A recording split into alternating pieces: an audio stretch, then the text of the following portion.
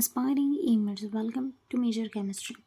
આજે આપણે major chemistry માટે બાકી રહેલા 2 યુનિટના IMP ક્વેશ્ચન્સની વાત કરીશું. પહેલાં આપણે સ્ટીરિયો કેમિસ્ટ્રીની વાત કરીએ. સ્ટીરિયો કેમિસ્ટ્રીમાં આપણી પાસે 9 જેવા IMP ક્વેશ્ચન છે. ફર્સ્ટ ક્વેશ્ચનમાં આપણે આને પૂછ્યું છે ઇથેનનું સંરૂપીય વિશ્લેષણ ચર્ચો. અહીંયા આપણે કન્ફોર્મેશનલ એનાલિસિસની ચર્ચા કરવાની છે. સેકન્ડ ક્વેશ્ચનમાં છે સાયક્લોહેક્ઝેનનું સંરૂપીય વિશ્લેષણ ચર્ચો. થર્ડ ક્વેશ્ચનમાં છે એન બ્યુટીનનું સંરૂપીય વિશ્લેષણ ચર્ચો. આ થઈ ગયા 3 એક પ્રકારના ઇથેન, સાયક્લોહેક્ઝેન અને એન બ્યુટેન ત્રણેયનું સંરૂપીય વિશ્લેષણ ચર્ચવાનું છે. ચોથા ક્વેશ્ચનની વાત કરીએ તો RS નામકરણના નિયમોની ચર્ચા કરવાની છે. એ નિયમો તમારે યાદ કરી લેવાના છે. આ થોડું typically theoretical kind of question તમને લાગશે. ફિફ્થ ક્વેશ્ચનની વાત કરીએ સમઘટકતા એટલે શું? સમઘટકતાના પ્રકારની ચર્ચા કરવાની છે. છઠ્ઠા ક્વેશ્ચનમાં 2,3 ડાયબ્રોમોપેન્ટેનમાં પ્રકાશ સમઘટકતાની ચર્ચા કરવાની છે. સાતમા ક્વેશ્ચનમાં લેક્ટિક એસિડ, ટાર્ટરિક એસિડ અને ગ્લિસરાલ્ડિહાઇડનું RS નોમેનક્લેચરની ચર્ચા કરવાની છે. આ બધા થઈ ગયા RS નોમેનક્લેચરના ક્વેશ્ચન્સ. આગળ જોઈ લઈએ આપણે ક્વેશ્ચન નંબર 8માં કહ્યું છે કે સમઘટક એટલે શું?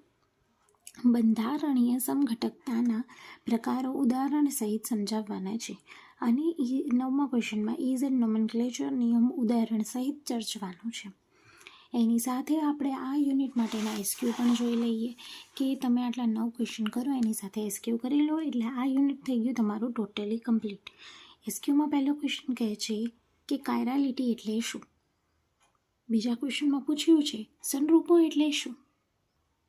ત્રીજા ક્વેશ્ચનમાં આપણાને ભૌમિતિક સમઘટકોના નામકરણ માટેની કઈ પદ્ધતિ પ્રચલિત છે તે પૂછ્યું છે. ચોથા ક્વેશ્ચનમાં છે થ્રીઓ એટલે શું? પાંચમો ક્વેશ્ચન છે વામભ્રમીય એટલે શું? છઠ્ઠા ક્વેશ્ચનમાં પ્રતિબિંબી સમઘટકોની લિસ્ટ આપવાની છે, એની સૂચિ આપવાની છે. સેવન્થ ક્વેશ્ચન ઇઝ ઇરિથ્રિયો એટલે શું?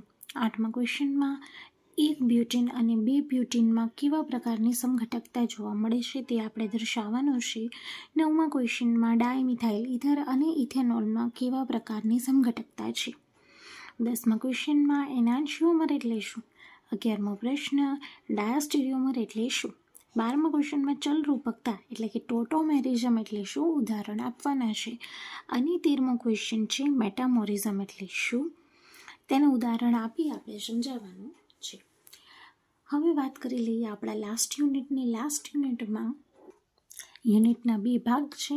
એ પાર્ટમાં આપણને પૂછ્યું છે ફંડામેન્ટલ્સ ઓફ ઓર્ગેનિક રિએક્શન અને બી ભાગમાં છે એલ્કોહોલ અને ફિનોલ.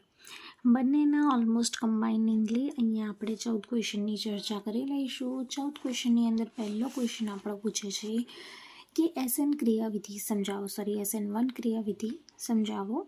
અહીંયા આપણે બીજા ક્વેશ્ચનમાં SN2 ક્રિયાવિધિ સમજાવવાની છે એટલે SN1 અને SN2 તમારે સારી રીતે કરીને જવાની છે.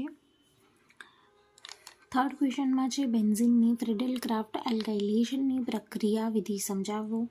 ચોથા ક્વેશ્ચનમાં આપણને પૂછ્યું છે ફિનોલમાં નાઇટ્રેશનની પ્રક્રિયાની જે પ્રક્રિયાવિધિ છે તે ચર્ચો. પાંચમા ક્વેશ્ચનમાં આલ્કોહોલની બનાવટ અને રાસાયણિક ગુણધર્મો આપણે આપવાના છે, લખવાના છે. ક્વેશ્ચન નંબર 6ની વાત કરી લઈએ. ક્વેશ્ચન નંબર 6માં છે સહસંયોજક બંધના વિભાજનના પ્રકારો સમજાવો. ક્વેશ્ચન નંબર 7માં છે બેન્ઝીનની ફ્રીડલ-ક્રાફ્ટ એસાઇલેશન પ્રક્રિયાવિધિ સમજાવો. 8મા ક્વેશ્ચનમાં બેન્ઝીનનું નાઇટ્રેશન સમજાવો. 9મો ક્વેશ્ચન બેન્ઝીનનું સલ્ફોનેશન સમજાવો.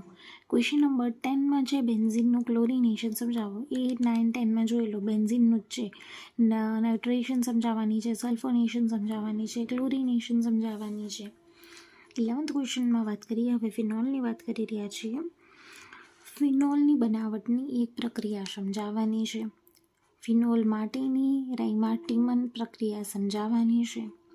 13મા ક્વેશ્ચનમાં ફિનોલ માટે કોલ્બે વિદ્યુત વિભાજન પ્રક્રિયા સમજાવવાની છે. અને 14મા ક્વેશ્ચનમાં આપણે ફિનોલની નાઇટ્રેશન પ્રક્રિયા સમજાવવાની છે. હવે આ ધ્યાન રાખજો, બેન્ઝીનનું નાઇટ્રેશન પૂછાયું અને ફિનોલનું લખીને આવવાનું નહીં. SQની વાત કરી લઈએ તો અહીંયા 5 જેવા SQ છે જે આપણા IMP બને છે. 5ની વાત કરી લઈએ. પહેલો છે કાર્બનિક પ્રક્રિયકોના પ્રકાર જણાવો. બીજો છે એસિન્ટુ ક્રિયાવિધિ એટલે શું. ત્રીજો છે કાર્બનિક પ્રક્રિયાઓના પ્રકાર જણાવો. ચોથો છે દ્વિતીયક આલ્કોહોલની હાજરી માટેની કોઈ એક પ્રક્રિયા જણાવો. અને પાંચમો છે ફિનોલના કોઈ પણ 2 રાસાયણિક ગુણધર્મો લખો. હવે અહીંયાથી આપણી પાસે કેમિસ્ટ્રીના જેટલા પણ આઈએમપી છે એ બધા ક્વેશ્ચન આવી ગયા છે. મેજર માઇનર એમડીસી ત્રણેય કવર થઈ ગયું છે. આનાથી વધારે સ્ટુડન્ટને કંઈ જોઈએ નહીં. જો એ જોઈએ એ છે હવે આન્સર, તો એ પણ તમે ચેનલ પર ફરી કહું છું કે તમે શોર્ટ્સમાં ચેક કરી લેજો, તમને આન્સર્સ મળી જશે. એ પછી અમે ફિઝિક્સના ક્વેશ્ચન પણ નાખવાના છીએ. તો stay tuned and do share with your friends or juniors. Thank you.